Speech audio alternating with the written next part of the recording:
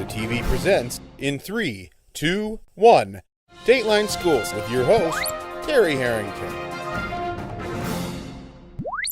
All this week on Dateline Schools, we've had the privilege of talking to St. Clair County RESA Superintendent Dan DeGrow as we reflect back on the year 2013 and look ahead to 2014. And Dan, any new initiatives you're anticipating coming up here in St. Clair County this year?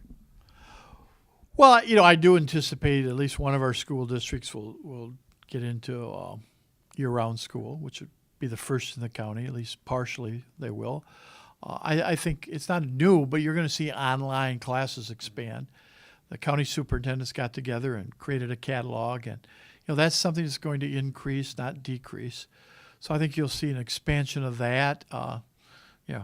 We hope our millage passes on February 25th. Remember to vote.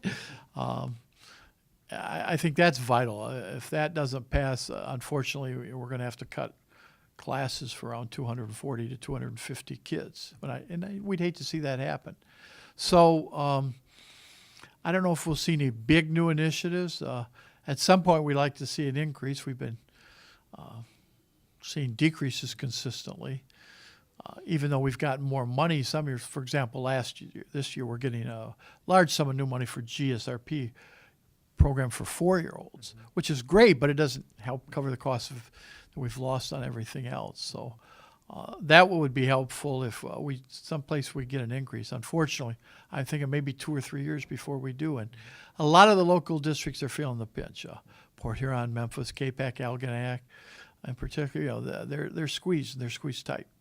But it doesn't mean 2014 is going to be a bad year. It's just we just have to be careful and make the right choices.